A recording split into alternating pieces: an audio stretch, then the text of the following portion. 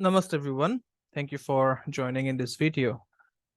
So this is a continuation of the ongoing series that we are having with or about the nodes in the houses. And today we'll be looking at Ketu in the 11th house. All right. But then before we go to the meat of the topic, kindly subscribe to the channel, like the content if you find it useful, and do share your feedback in the comment section because that helps me know what topics you guys are looking for so that I can make future astrology videos on those topics. Okay.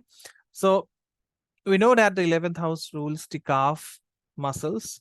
So Ketu represents your inherent weakness. So a person having Ketu in the 11th may have a weakness there. For example, a tendency to pull a hamstring or maybe to develop varicose veins. And in the family sphere, the 11th house rules elder siblings, paternal aunts and uncles, stepchildren courtesy of a subsequent spouse, and partners of one's own children. And because Ketu is ambivalent or apathetic, the native may have awkwardness or, problematic relationships with these people. Now, if such a native has older siblings, then they may be aloof, distant, eccentric, odd, removed, or uncommitted. And that means providing early life evidence that the native has to stand on his or her own.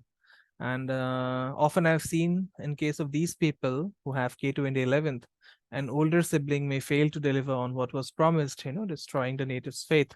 And the paternal aunts and uncles may be equally unreliable. Okay. Now, so a native having Ketu in the 11th will have weak psychic boundaries and will feel that getting drawn into, the issues and problems of others often leads to disappointment. And even in friendship, these people will see weakness rather than strength. So they don't really cultivate friends. Okay. Rather, these people are more likely to disparage friends or deny access to their friends regarding their own personal lives.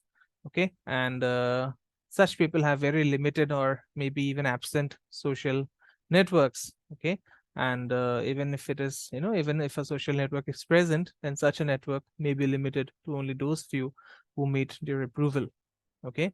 And why does this happen? Because Ketu is all about fear. And these people fear that ultimately their friends will desert them. Okay. And this may have roots in the family. For example, being abandoned by an older sibling who should have protected him or her.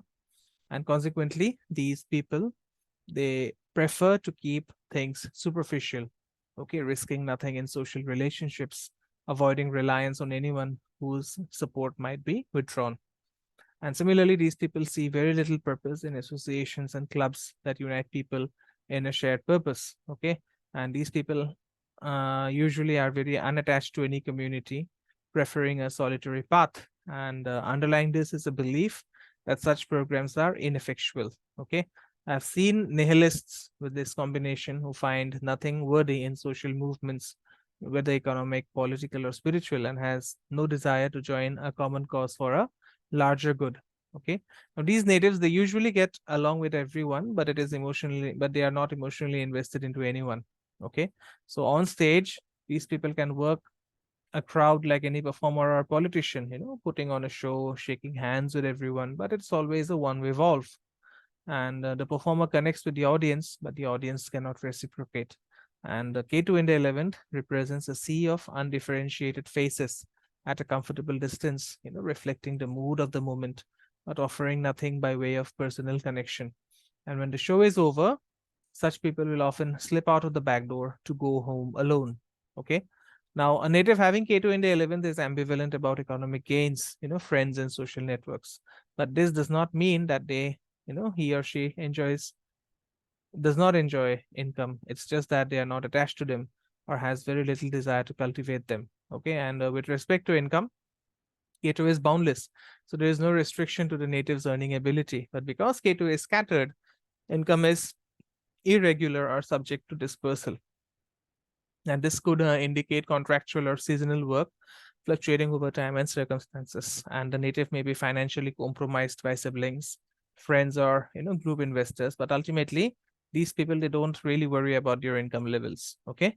And spirituality, in the spiritual context, Ketu in the 11th means the native will have Rahu in the 5th.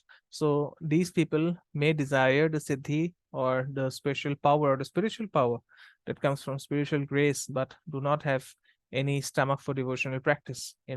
For example, they cannot mentally focus enough on Shastra or Mantra or Tantra.